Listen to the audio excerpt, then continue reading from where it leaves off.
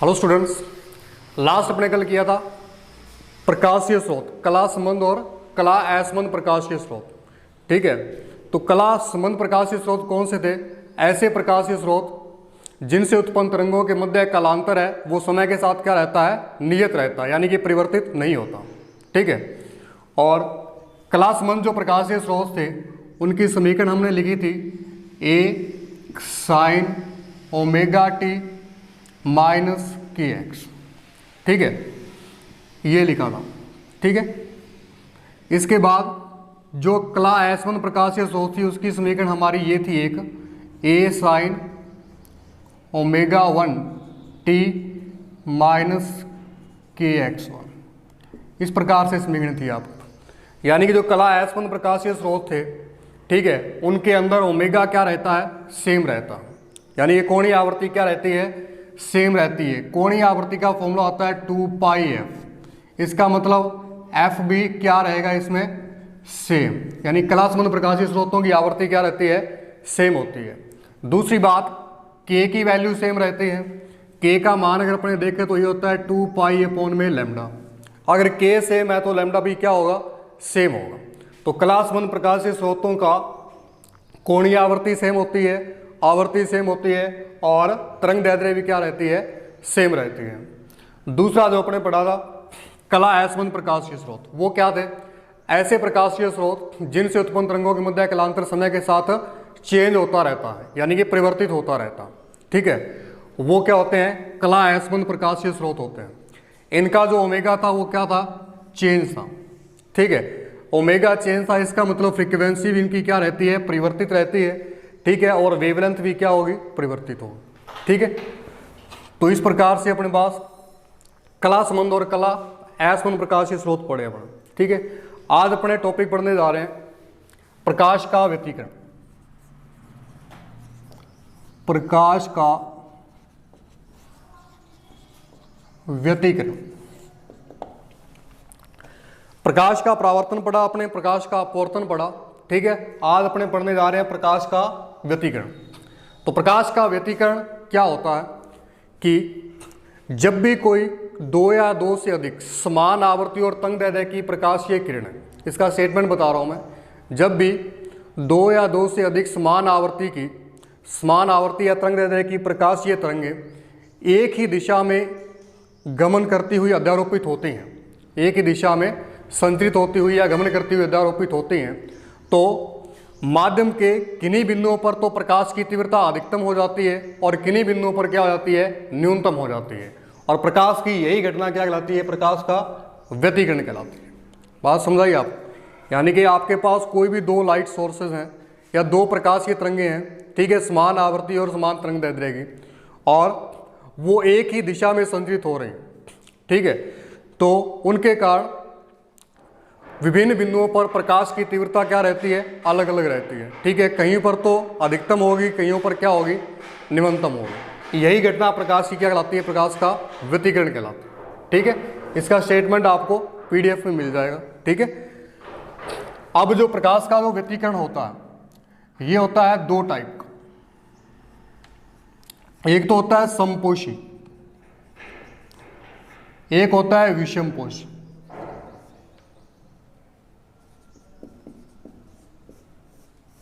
ठीक है, प्रकाश का व्यतिकरण दो टाइप का होता है, समपोषी और विषमपोषी। ठीक है, अब ध्वनि तरंगों में भी आपने किया था ये। ठीक है, आप अपने प्रकाश तरंगों में कर रहे हैं प्रकाश का जो व्यतिकरण है। ठीक है, समपोषी और विनाशी व्यतिकरण होता है, सॉरी विषम नहीं, विनाशी व्यतिकरण बोलते हैं इसको, विनाशी व्यतिकरण। समपोषी व्यतिकरण कौन सा होता है?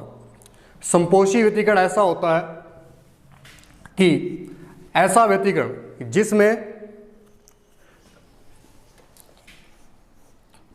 समपोषी व्यतिकरण क्या होता है? ऐसा व्यतिकरण जिसमें जो प्रकाशीय तरंगें होती हैं वो समान कला में हो। क्या हो? समान कला में हो, कला में हो। ठीक है, ऐसा व्यतिकरण जिससे उत्पन्न प्रकाशीय तरंगें या जिनमें प्रकाशीय तरंगें क्या रहती हैं? समान कला में रहती हैं, जिसके कारण इनकी जो तीव्रता, प्रकाशीय तरंगों की जो तीव्रता या जो आयाम है वो क्या होते हैं, अधिकतम प्राप्त होते हैं। ठीक है, ऐसे व्यतिकरण को अपने क्या कहते हैं, संपोषी व्यतिकरण कहते हैं। ठीक है, यानी कि जब प्रकाशीय तरंगें समान कला में होती हैं, वे समान कला में व्यतिकरण करती हैं, तो ऐसे व्यतिकरण को संपोषी व्यतिकरण कहते हैं। और इनका जो तीव्रता और जो आयाम है वो क्या रहती हैं, मैक्सिमम रहती हैं। जैसे एग्जांपल ले अपने, एक प्रकाशीय किरण है, ठीक है, उसका आयाम है वो ये है E1। ठीक है, ये दूसरी प्रकाशीय किरण के साथ अध्यारोपित हो रही है इसी दिशा में, जिसका व्यतिकरण है E2। ये भी जिस फेज में ये है उसी फेज में ये है। ठीक है, उसी फेज में ये है, तो जो परिणामी तरंग प्राप्त होगी उसका जो आयाम होगा वो क्या होगा, ये होगा। ठीक है, ये माध्यम के कण को क्या ले जाना चाहती है, ऊपर ले जाना चाहती है। और ये जो दूसरी प्रकाशीय किरण है ये भी कहाँ ले जाना चाहती है, ऊपर ले जाना चाहती है। ठीक है, तो टोटल आयाम कितना हो जाएगा, A1 प्लस A2 हो जाएगा। ठीक है, तो इसका आयाम क्या हो गया, अधिकतम हो।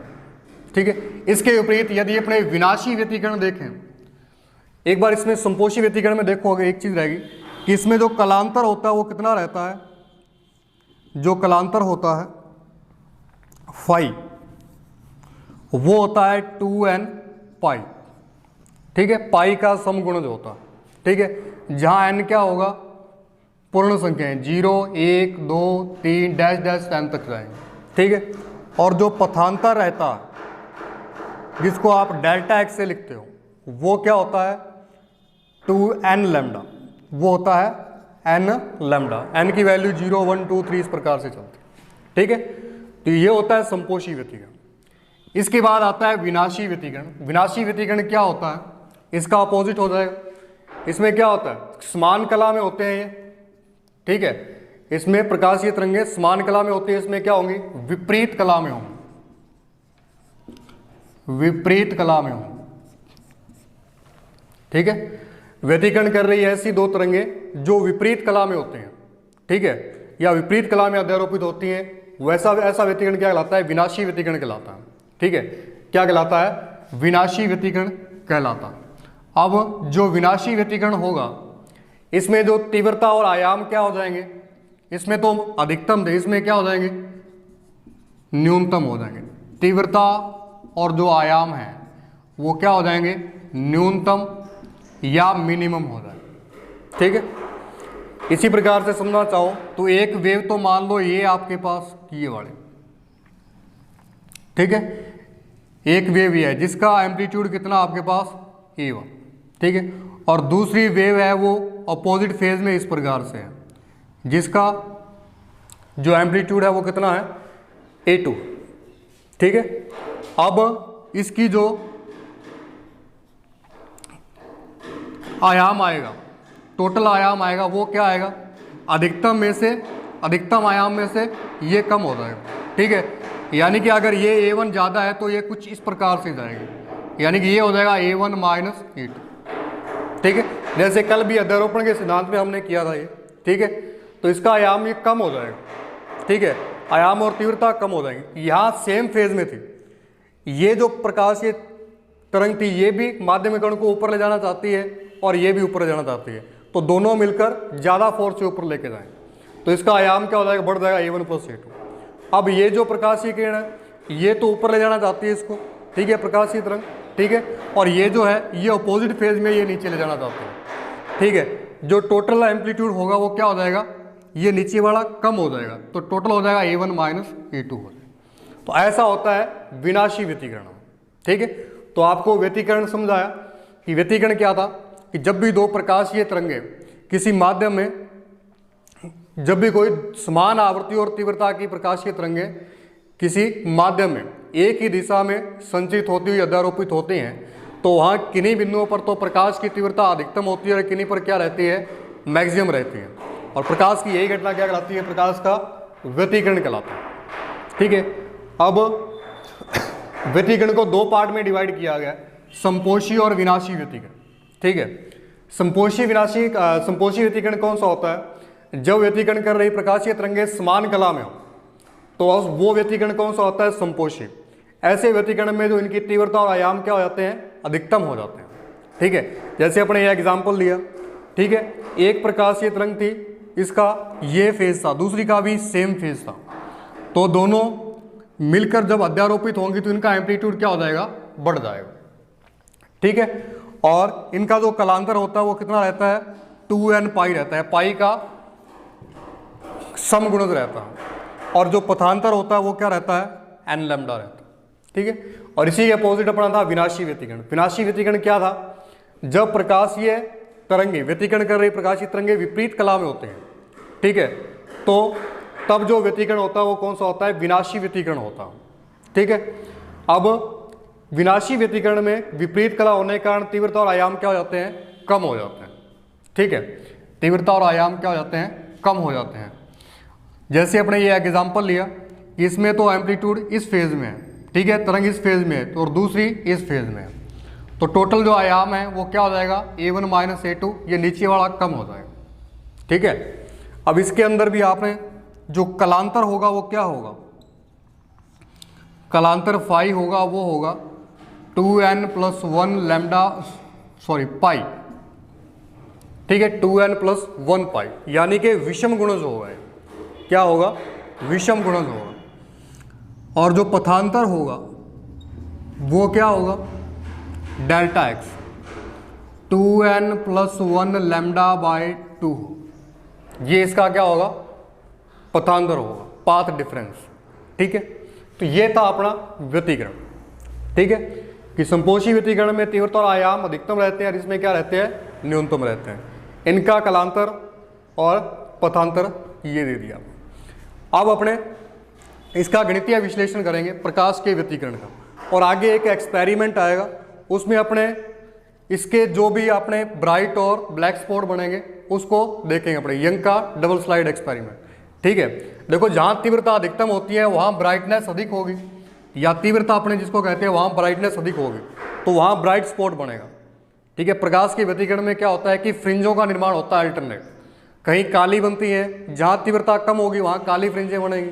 ठीक है, जहाँ तीव्रता अधिकतम होगी वहाँ ब्राइट फ्रिंजें या चमकीली फ्रिंजें बनेंगी। ठीक है, अब आप समझ गए होंगे संपोषी व्यतिकरण में तीव्रता क्या होती है, अधिकतम होती है, तो संपोषी व्यतिकरण में जो फ्रिंजेस बनेंगी वो क्या रहेंगी, ब्राइट रहेंगी, यानी कि इसमें जो फ्रिंजें बनती हैं वो क्या रहती हैं, चमकीली होती हैं। ठीक है, और विनाशी व्यतिकरण में तीव्रता क्या रहती है, न्यूनतम रहती है, यानी कि प्रकाश होगा ही नहीं, तो जो फ्रिंजें होंगी वो क्या होंगी, काली फ्रिंजें प्राप्त होंगी। ठीक है, इस प्रकार से आपको एक पैटर्न प्राप्त होगा, ये बीच में आपके पास सफेद फ्रिंज आएगी। आगे अपने करेंगे यंग का डबल स्लाइड एक्सपेरिमेंट में, यहाँ जैसे काली आ गई, ठीक है, यहाँ काली आ गई, यहाँ सफेद आ गई, और यहाँ काली फ्रिंज आ गई। इस प्रकार से अल्टरनेट फ्रिंजें मिलेंगे आपको, प्रकाश के व्यतिकरण का पैटर्न प्राप्त होगा। इसको आगे एक्सपेरिमेंट में पढ़ेंगे अपना। ठीक है, लेकिन इससे पहले इसका मैथमेटिकल एनालिसिस पढ़ेंगे, गणितीय विश्लेषण प्रकाश के व्यतिकरण का। ठीक है, जो अपने 11वीं क्लास में भी किया था। इसके अंदर क्या होता है कि अब इसमें अपने अपने जो प्रकाशीय तरंगे, परिणामी प्रकाशीय तरंग है, उसका परिणामी आयाम और तीव्रता निकालते हैं। ठीक है, तो प्रकाश का व्यतिकरण का गणितीय विश्लेषण कर रहे हैं। इतना प्रकाश के व्यतिकरण का गणितीय विश्लेषण।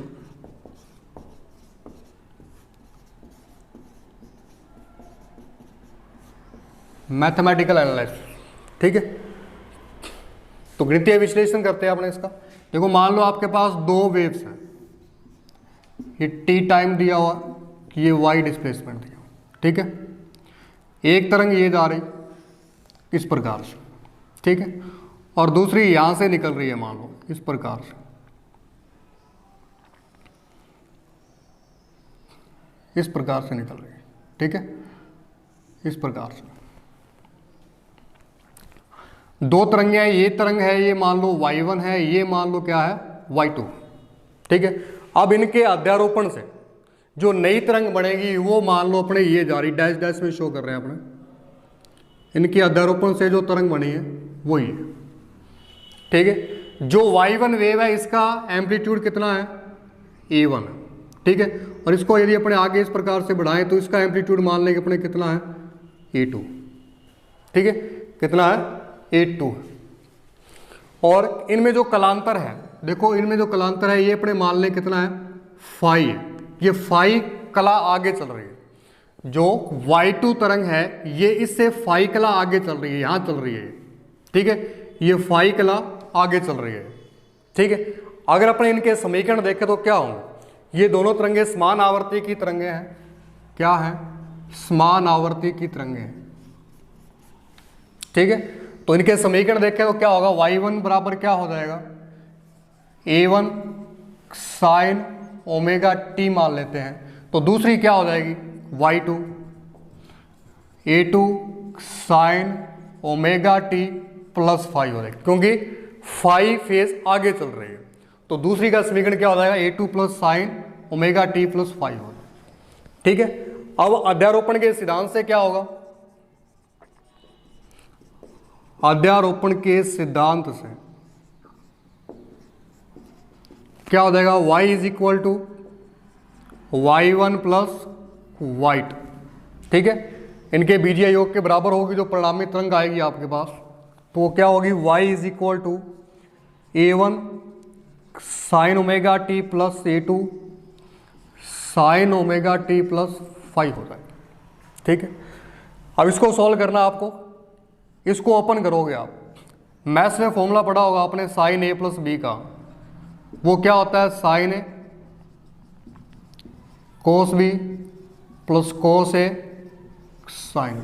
इस फॉर्मूले को यहां अप्लाई करोगे आप, तो y कितना हो जाएगा, a1 sine omega t plus a2 sine omega t plus sine omega t cos five plus cos omega t sine five, ठीक है। ये वाला फॉर्मूला अप्लाई किया, यहाँ a तो ओमेगा टी होगा, b क्या होगा 5 होगा, a2 का अंदर मल्टीप्लाई करोगे तो y बराबर क्या आ जाएगा, a1 sine omega t plus a2 sine omega t cos five plus a2 cos omega t sine five. यहां तक समझाया आप। देखो दो प्रकाशीय तरंगें थी जो अध्यारोपित होकर के व्यतिकरण कर रहे हैं, ठीक है। एक तो क्या है y1 है, दूसरी y2 है, ठीक है। इनके आयाम a1 और a2 हैं। एक तरंग उससे 5 फेज आगे चल रही है, ठीक है। तो इनके समीकरण क्या हो जाएंगे, पहली तरंग अपने मान ली a1 साइन ओमेगा टी, तो दूसरी क्या हो जाएगी a2 sine omega t plus 5 हो जाएगी, ठीक है। ये सेम डेरिवेशन आप पीछे 11th क्लास में करके आए हो, ठीक है। तो अध्यारोपण के सिद्धांत से क्या हो जाएगा, y बराबर y1 प्लस y2, तो a1 sine omega t plus a2 sine omega t plus 5। यहाँ a प्लस बी का फॉर्मूला अप्लाई किया, सोल्व करके ही है, ठीक है। अब आप क्या करोगे, यहां से कॉमन क्या आ रहा है, इतने से कॉमन आ रहा है आपके पास sine omega t, a1 plus a2 cos five plus a2, इसको मैं ऐसे लिख लेता हूं sine five cos omega t. इतनी बात समझ आई आप। अब जो फाइव वाली टर्म है, फाइव और आयाम वाली जो टर्म है इसको अपने लेट करेंगे, ये वाली जो टर्म है इसको अपने लेट करेंगे। इसको इक्वेशन नंबर दे दो आप कोई भी 3, माना a1 plus a2 cos five बराबर मान लिया r कॉस थीटा, ठीक है। और दूसरा जो फाइव वाली ये वाली जो टर्म है इसको अपने मान लेते हैं a2 साइन फाइव बराबर r साइन थीटा, ठीक है। इसको समीकरण दे दो आप लोग 4 और 5। इतनी बात समझाई। अब इसकी जगह आपको ये रखना है, इसकी जगह आपको ये रखना है, तो क्या आएगा आपके पास, y is equal to sine, यहां रखोगे तो sine omega t r cos theta plus r sine theta cos omega t. Common क्या आएगा यहां से, r बाहर निकाल लो, r यहां से बाहर आएगा तो क्या बचेगा आपके पास, r sign omega t cos theta plus cos omega t sine theta, ठीक है। ये आ गया। अब हम जानते हैं साइन ए कोस बी कोस ए साइन बी, ये वाला फॉर्मूला बन गया। इसको अपने ये लिख सकते हैं तो y बराबर क्या हो जाएगा, r sign omega t plus theta. ये परिणामी तरंग का समीकरण आ जाएगा। समीकरण नंबर दे दोगे इसको आप 6। ये क्या आ जाएगा, परिणामी तरंग का समीकरण, ठीक है। और जहां r क्या है, परिणामी आयाम है, और थीटा क्या है, कालांतर, फेज डिफरेंस है, ठीक है। तो ये अपने पास क्या आ गया, परिणामी तरंग का समीकरण आ गया। अब आपको परिणामी आयाम निकालना, ठीक है। मैथमेटिकल एनालिसिस में मैंने आपको बताया था, आप परिणामी आयाम और परिणामी तीव्रता निकालते हो। तो परिणामी आयाम क्या होगा, परिणामी आयाम निकाल रहे हैं रिजल्टेंट एम्पलीट्यूड। तो उसके लिए समीकरण 4 और 5 का यूज करते हैं अपने। इन दोनों का स्केयर करके जोड़ दो आप, इन दोनों का वर्क करके जोड़ोगे तो क्या होगा, इधर से वर्क करोगे तो आपके पास आएगा समीकरण 5 का स्केयर और समीकरण 4 का स्केयर करके सम करना आप। तो क्या आएगा, R square sine square theta plus R square cos square theta. और इधर से आपके पास आएगा R square sine square theta, यहाँ से करोगे तो क्या आएगा, A two square sine square five, और यहाँ से क्या आएगा plus a1 plus a2 cos five की होल स्क्वायर, ठीक है। इस पूरे को सॉल्व करना आप। यहां से कॉमन आएगा आर स्क्वायर, तो अंदर बचेगा sine square theta plus cos square theta बराबर, आगे a2 square sine square five plus यहां a प्लस बी की होल स्क्वायर ओपन कर सकते हो आप, ठीक है। a प्लस बी की होल स्क्वायर क्या होती है, A square plus B square plus 2ab। ये फॉर्मूला अप्लाई करके इसको सोल्व करोगे तो क्या बनेगा आपके पास, a1 square plus a2 square cos square five plus 2 a1 a2 cos five, ये आ जाएगा। अब हम जानते हैं sign square theta plus cos square theta कितना होता है, 1 होता है। तो आर स्क्वायर बराबर आपके पास, यहाँ से देखो आप लोग, a1 स्क्वायर का a1 स्क्वायर लिया आपने, प्लस यहाँ से और यहाँ से कॉमन क्या आ रहा है, a2 स्क्वायर, यहाँ भी a2 स्क्वायर, यहाँ भी, तो a2 स्क्वायर यहाँ से कॉमन लिया तो क्या बचा, sine square 5 plus cos square 5 plus 2a1 a2 cos 5, then r square is equal to a1 square plus a2 square. Sine square 5 plus cos square 5 कितना होता है, 1 प्लस 2a1 a2 कॉस 5 होता है, ठीक है। तो आर आपके पास कितना आया, under root a1 square plus a2 square plus 2a1 a2 cos 5। ये आपके पास परिणामी आयाम आ गया। और इसको आप समीकरण नंबर क्या दे दोगे, 7 दे दो, ठीक है। अब लास्ट अपने परिणामी तीव्रता निकालनी, ठीक है। अब 11th क्लास से हमने पढ़ा था कि जो तीव्रता होती है वो क्या होती है, परिणामी तीव्रता वो आयाम के क्या रहती है, वर्ग के समानुपाती रहती है, ठीक है, प्रोपोर्शनल टू रहती है। अब प्रोपोर्शनल टू उठाओगे तो क्या आ जाएगा, एक कांस्टेंट आ जाएगा के आर स्क्वायर, ठीक है। अब आर स्क्वायर की वैल्यू ये पड़ी, इसको यहाँ रख दो आप, आई बराबर के क्या बचेगा, a1 square plus a2 square plus 2a1 a2 cos 5। के का अंदर मल्टीप्लाई करोगे, के a1 स्क्वायर के a2 square 2k a1 a2 cos 5, ठीक है। तो ये आपके पास क्या आ जाएगी, परिणामी तीव्रता आ जाएगी। परिणामी आयाम आ गया और परिणामी तीव्रता आ गई, ठीक है। अब कल अपने ज्ञात करेंगे संपोषी और विनाशी व्यतिकरण के लिए, इसको फिर से कैलकुलेट करेंगे, परिणामी आयाम और परिणामी तीव्रता को। आज आपको ये 2 फॉर्मूले ध्यान में रखने हैं, इन 2 फॉर्मूलों का कल यूज करेंगे, ठीक है। संपोषी और विनाशी व्यतिकरण के लिए आयाम कितना आता है और तीव्रता कितनी आती है उसको कैलकुलेट करना, ठीक है। ये तो पूरा का पूरा मैथमेटिकल एनालिसिस किया ओनली व्यतिकरण के लिए। आगे 2 टाइप संपोषी और विनाशी व्यतिकरण के लिए, इन दोनों को निकालेंगे, ठीक है। तो ये आपको 2 फॉर्मूले ध्यान में रखने, इन्हीं का यूज करके आगे कल करेंगे, ठीक है। आज के लिए इतना ही, थैंक यू।